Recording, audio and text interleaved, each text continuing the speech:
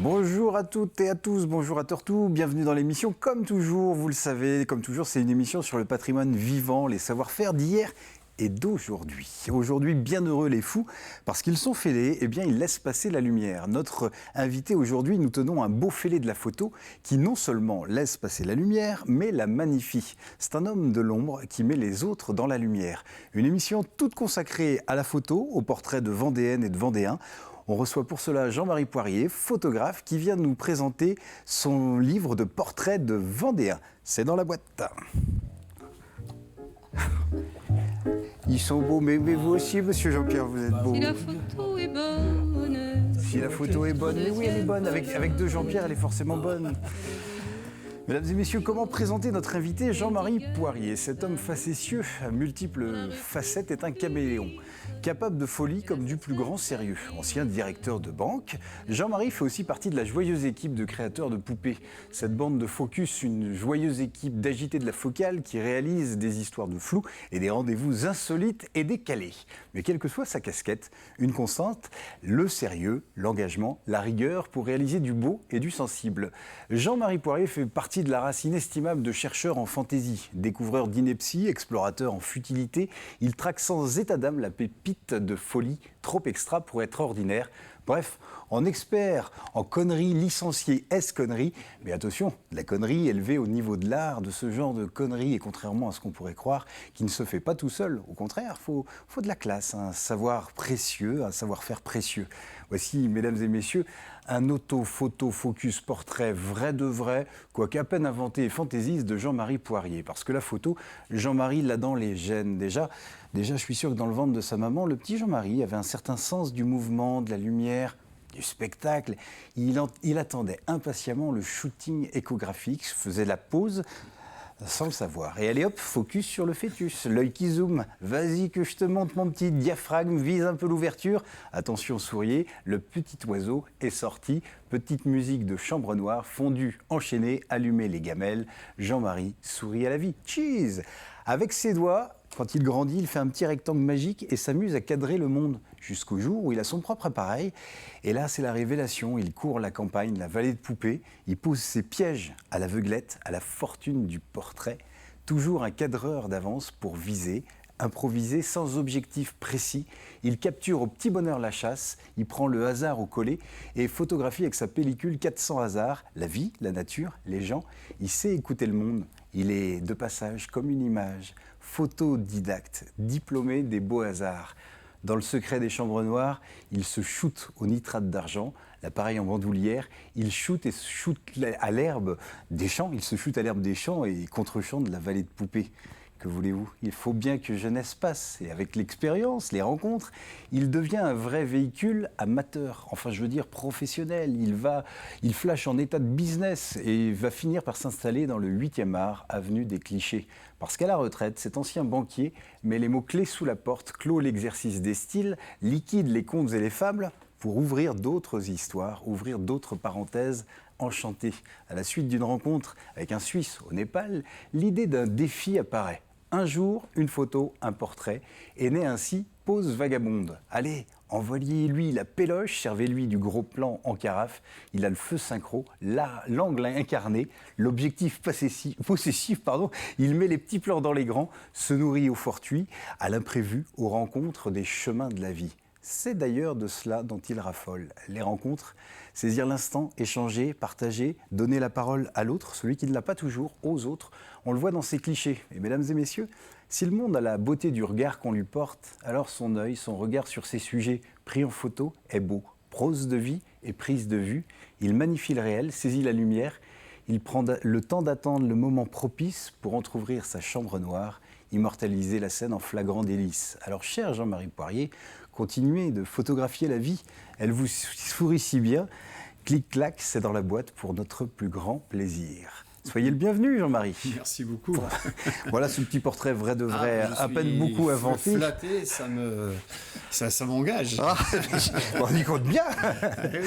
Alors avant justement de vous engager pour nous parler de ce livre qui s'appelle, je disais Pose Vagabonde, mais c'est pas Rencontre Vendéenne. Permettez-moi de vous présenter nos deux agités de la focale, nos deux happy-beaux, deux têtes bien photogéniques, nos deux Jean-Pierre. Salut les Jean-Pierre. Bonjour Jérôme. Ça va bien? Ah ben va bien. Ah, d'accord. Comment les menailles? Quand la photo est prise, tout va bien? Ah ouais, ma grand-mère prenait mon grand-père en photo qui était charcutier. Elle me disait attention, le travail ménopause. Oui, il faut s'accrocher avec Jean-Pierre. À peine vous étiez rendu dans le studio que déjà vous aviez droit au droit d'auteur. Enfin, privé. Oui. Ça. Et alors, au menu, Jean-Pierre? Ah ben c'est la saison de la margate de l'encornet. Et c'est une vieille recette de voisins de mes grands-parents qui faisaient de l'encornet farci bien avant la mode, puisqu'ils étaient charcutiers, donc ils faisaient de la chair à saucisse. Et donc c'est une recette basique qui a disparu de la circulation et qui mérite d'être revalorisée et recuisinée comme il se doit. Très bien. Et puis quelque chose me dit qu'il sera question de photos de famille avec Jean-Pierre Bertrand. Ben, oui, j'ai cherché des témoignages qui nous rappellent qu'il y avait des étapes incontournables de la vie pour tout à chacun. D'abord, pour ceux qui en avaient les moyens, la première photo du bébé. Ouais. Ah oui. Et puis après, il y avait la communion. Oui. La communion solennelle. Ah oui. Et le mariage. Service militaire peut-être aussi pour les hommes. Comment? Non, le service militaire pour les hommes, on ne se prenait pas en photo, non? Pas oui, forcément. Ben, il y a eu des périodes où c'était obligatoire, Ouais. mais c'est pas systématique D'accord. quand même. Ah oui, je voyais. Mais les communions avec les petits brassards, mon père qui était tailleur faisait des costumes pour les communions. Ah oui. Avec le petit brassard sur le côté blanc. Ouais. Eh ben, on en parle dans un instant. Ouais. Jean-Marie Poirier, alors ce projet Rencontre vendéenne, Pause vagabonde aussi, enfin c'est deux projets, mais finalement c'est un peu la même histoire. Absolument. C'est quoi exactement? Le livre est l'émanation du blog Pause vagabonde. L'idée de Pause vagabonde, elle se présente au moment où je suis devant un vide la suite à mon arrêt d'activité professionnelle. J'ai aussi une activité d'élu sur ma petite commune de Saint-Malo-du-Bois. J'ai été engagé pendant une trentaine d'années. Et donc, tout ça s'arrête en même temps. Et là, j'ai l'appréhension de ce moment-là. Et comme ça a été dit tout à l'heure, j'ai eu la chance de rencontrer Stéphane Meyer, qui est un photographe suisse, que j'ai rencontré lors d'une balade au Népal. Au Népal, oui, c'est ça. Et j'avais suivi son travail parce que, m'intéressant à la photo, j'étais assez ébloui par ce qu'il produisait. Et j'étais resté en contact avec lui. Et un jour, je reprends contact. Et du coup, je m'aperçois qu'il mène ce projet dans sa ville de Bienne, en Suisse, dans le canton de Berne. Et son constat, c'est de dire, voilà, on se croise régulièrement dans la rue, dans le transport en commun, nos genoux se touchent, mais on ne se parle pas, on ne se connaît pas. Et c'était l'idée pour lui qui a déclenché son projet. Et je me disais, mais c'est génial, quoi. Alors, moi, faire la même chose à Saint-Malo-du-Bois, bon, j'ai vite fait le tour et puis je connais tout le monde, parce que l'idée, quand même, dans ce projet, c'est d'aller au-devant des gens avec qui je ne me suis jamais entretenu. Et donc, pour découvrir, pour discuter avec eux. Et donc, voilà, pour Stéphane, c'était un petit peu différent. Moi, j'avais choisi comme périmètre le département de la Vendée. Un peu plus vaste, avec sa diversité qui m'intéressait aussi. Mais je pars sans objectif préétabli. Mon obsession, c'est de rencontrer tous les jours quelqu'un. D'accord. Et d'en faire le portrait, donc sous forme de récit et de photos. Là où le vent vous porte. Là où le vent me porte, alors quelquefois... Il est guidé parfois? Oui, alors dans un premier temps, j'ai quelques amis qui m'ont aiguillé vers telle ou telle personne en me disant, tu verras, il y aura une histoire à raconter. Mais le 1er juillet 2021, quand je démarre, je prends la voiture et je ne sais pas si je vais tourner à droite, à gauche, et c'est parti. Et de même, j'imagine, vous ne savez pas le 1er juillet, si au 1er août, au 1er septembre, au 1er octobre, il y aura toujours un portrait, si l'envie sera toujours là. Ah ben tout à fait, non mais ça c'était l'inquiétude du soir et du lendemain matin. Non mais il fallait que je trouve... Mais bon, il n'y a pas de raison, parce qu'en même temps, ça se passait très très bien. Et quand j'allais au-devant des gens, alors j'ai agressé personne, hein, donc, mais j'ai eu très peu de refus, parce qu'au final, je leur raconte l'histoire, le pourquoi de l'histoire. Et puis je dis, moi je vais au-devant des gens, et puis si vous avez des petites choses à me raconter, moi je suis preneur. Et alors certains disaient, mais moi j'ai une vie lisse, sans intérêt, rien à raconter de particulier, et ce qui n'est jamais la vérité. Parce que tout le monde a quelque chose à raconter. Et des belles histoires, eh bien, voilà, j'en ai 144 ici, mais pendant un an, j'en ai fait 365, c'est-à-dire un portrait par jour pendant un an.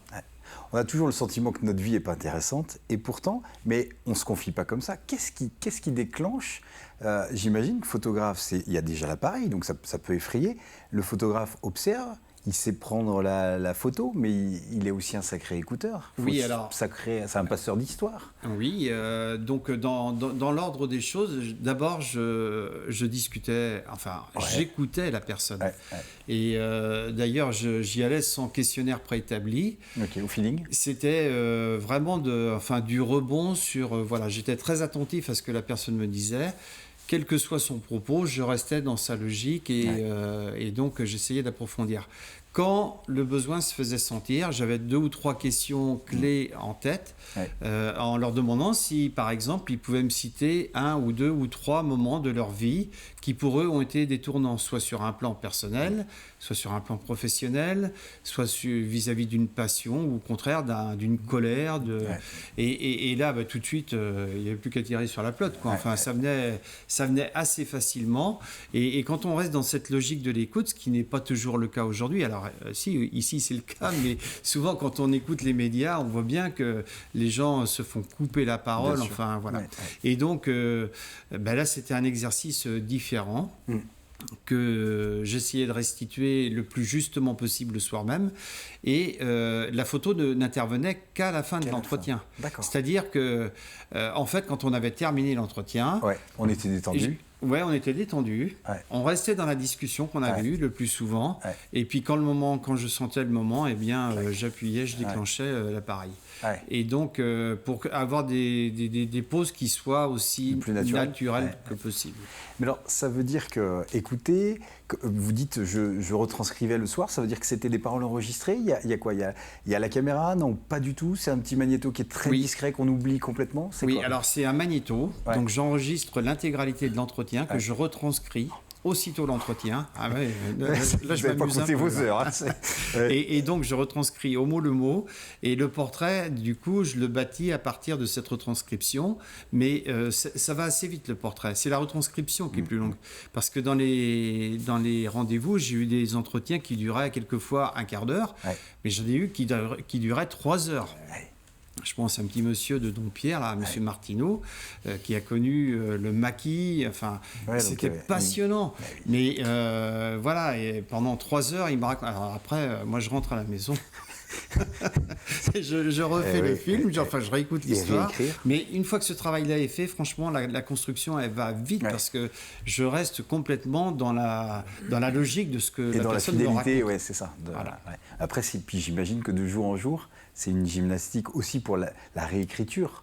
Quand on a la matière, la matière première, la matière orale, après de portrait en portrait, on affine la méthode. Certainement. Oui, certainement. Alors ça, je le mesure plus ou moins, mais si, il y a quand même, comme pour tout entraînement, une gymnastique. Voilà, il y a des réflexes qui s'installent et donc ça facilite le travail.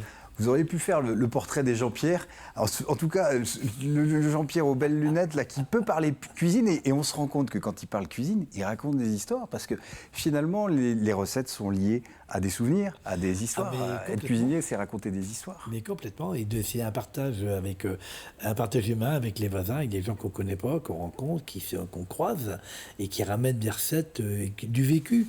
Du vécu qu'on donnait, c'est du bonheur qu'on donne gratuitement aux gens. C'est notre pause vagabonde, gourmande. On passe à table. Et au menu. Voilà, alors donc la margate, l'encornée, voilà, c'est la saison, il faut en profiter. Et donc cette recette, c'est du vécu qui date évidemment c'est une recette de famille où en gros on prend de l'encornée, de la margate, on peut le congeler quand il y a des gros, quand les courses sont au plus bas niveau. Ça, tout dépend de la pêche. On peut les prendre et les congeler parce que l'encornée ou la margate, c'est meilleur congelé que tout frais. Ça les attendrit. Donc, il ne faut pas avoir peur de mettre au congélateur pendant 15 jours, un mois. Bien au contraire. J'ai des copains, quand c'est la saison, ils en ont plein de côté qui cuisinent dans les 1 mois, 2 mois, 3 mois après. Et puis, ça a été congelé, mieux c'est tendre. Il ne faut pas les garder des lustres. Mais dans 1 mois, 2 mois, il n'y a aucun souci. Bien au contraire. Voilà. Donc, la recette, j'ai le détail des ingrédients. mais je ne vais pas vous faire... on les retrouve de toute façon. Ouais, vous les retrouverez. Sur le blog. Bon, en gros, il faut de la chair à saucisse. De la chair à saucisse, on rajoute un petit peu de tomates, des oignons, de l'ail, de l'échalote, c'est basique. Hein. Et donc, l'intéressant de la recette, c'est qu'on rajoutait également les tentacules de l'encornet passés au hachoir, comme la chair à saucisse. Ouais. Voilà. Avec de la tomate un petit peu pour alléger, pour aérer la chair à saucisse, sel, poivre, mais c'est bête et méchant. Et après, on remplissait l'encornet avec ça, voilà, accru. Et après, on commençait la cuisine dans l'encornet. Alors, au bout, on prend un petit pic en bois. Et donc, il y a une astuce pour bien piquer, pour pas que la chair à saucisse, elle ressorte de l'encornet. Et là, on le fait revenir au beurre. Il faut quand même du beurre.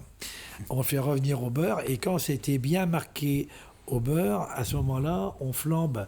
Moi, je mettais du rhum, on peut mettre du cognac, on peut mettre un petit peu un alcool différent. Moi, j'aime bien avec le rhum. On remet de la tomate, on met du vin blanc, voilà, et on mouille avec de l'eau.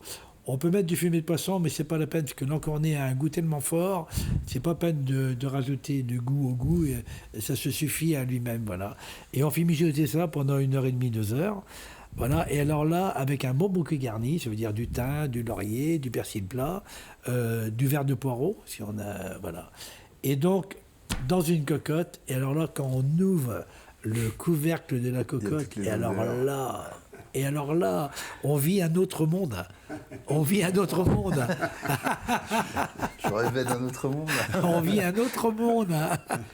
Et ça, c'est des goûts qui disparaissent au profit de l'alimentation rapide. On n'y peut rien, c'est comme ça, c'est l'évolution de la société.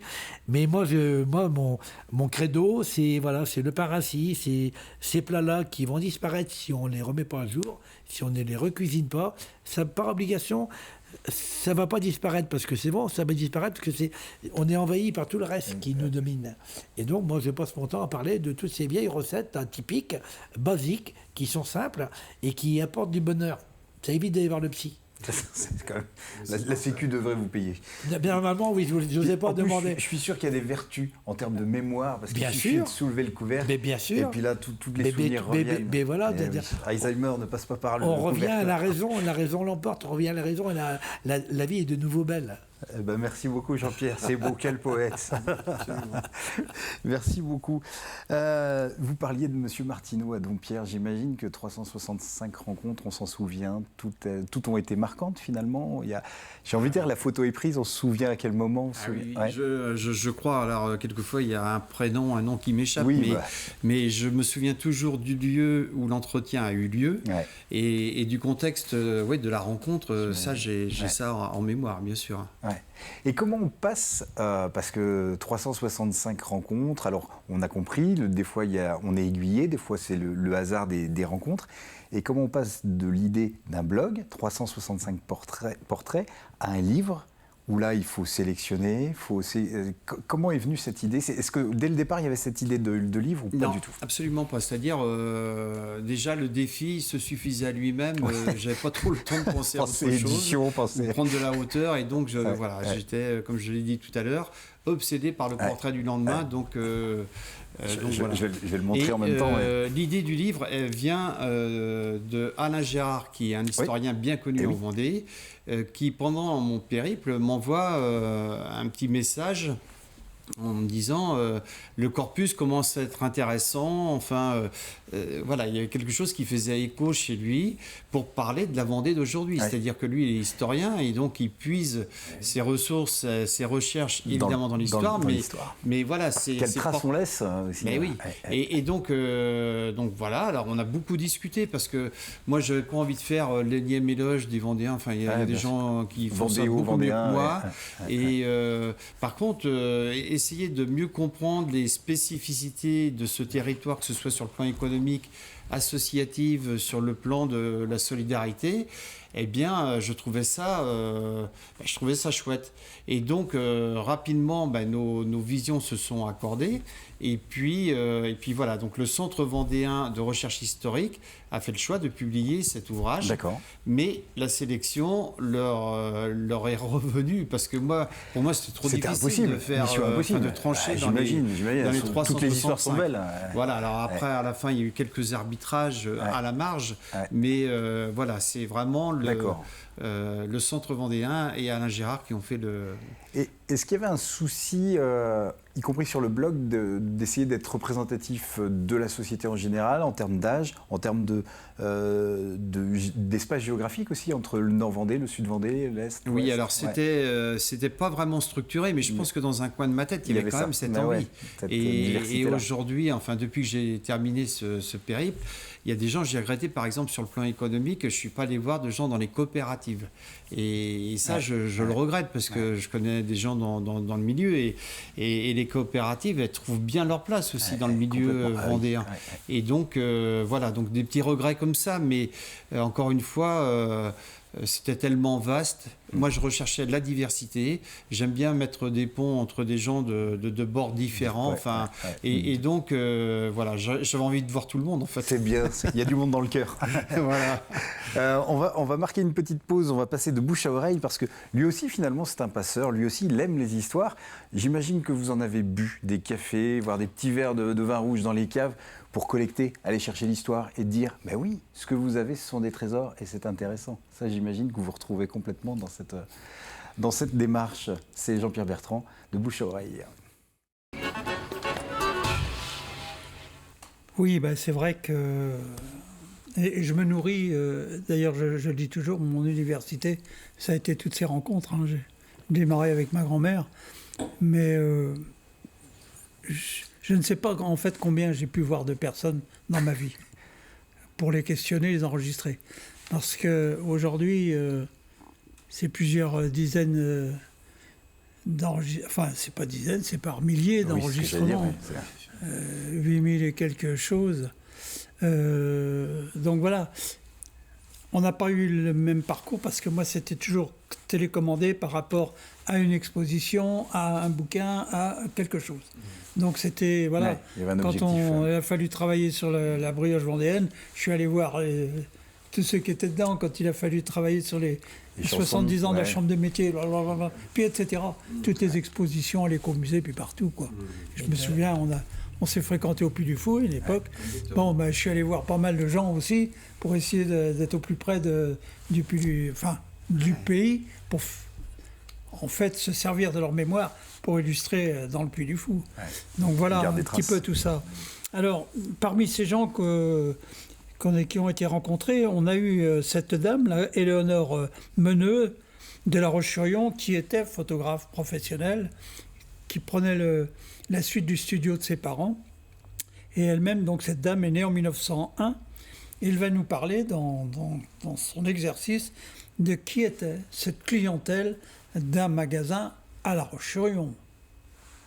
Le magasin. On ne parle pas de... Oui. Voilà. Donc, la clientèle de Madame Meneux. On écoute. Alors, le photographe, il venait... Ah non, on allait chez le photographe. On y allait. Ah oui. Le jour de la communion? Ah non.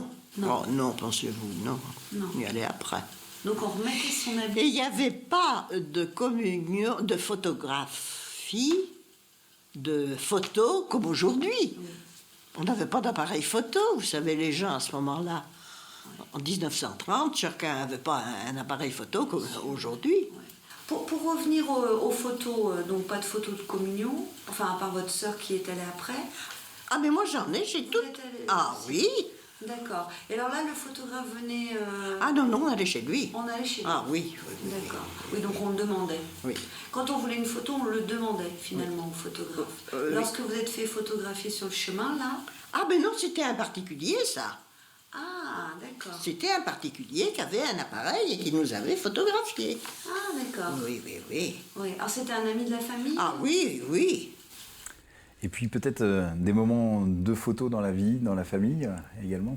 Mais quand on était gamin, moi, vous avez vécu ça, hein, le jour de la communion, on disait « t'es un homme ». C'était le rite. Tu deviens un homme. Eh bien, on ne pouvait pas louper la photo de communion. Et donc, on va entendre Madame Colette Guédon, qui est née en 1920 de Saint-Hilaire-le-Vouy, qui nous parle de cet instant de la photo-portrait de communion. On regarde. Qui c'est qui venait se faire photographier à part les mariés autrement? Qu'est-ce qui venait se faire? Ah, les jeunes gens, les jeunes filles. Les jeunes filles? Des bustes. Ah oui. Ah, beaucoup, beaucoup, beaucoup. Les garçons qui faisaient leur service militaire, qui venaient en militaire, il y en avait un, entre autres, il était militaire, mais un simple militaire. Mais pour se faire photographier, il s'était installé avec des choses qu'il ne devait pas porter. Et je l'avais mis en vitrine, comme tout le monde. Oui. Les gendarmes l'ont vu. Il a été puni parce qu'il avait été se faire photographier dans un costume qu'il n'avait pas le droit de porter. Ah oui. Merci Jean-Pierre. Et j'ai envie aussi de dire un merci plus général parce que c'est déjà la fin de notre... Ça passe vite, hein, c'est déjà la fin de l'émission. Vous nous avez mis en appétit. Maintenant, on n'a qu'une envie, c'est de se plonger dans ces portraits plus longuement. Donc, une solution, acheter le livre. Rencontre vendéenne, Jean-Marie Poirier. Et puis, m'est d'avis que cet homme-là a sans doute d'autres projets et qu'on n'est pas à l'abri de le revoir, j'en suis certain. Merci beaucoup Jean-Marie. Merci à vous. Avec plaisir et merci les Jean-Pierre. Puis nous, on a pour habitude de se dire à Béthou, donc vous reviendrez à Béthou. J'imagine, à Béthou. À Béthou.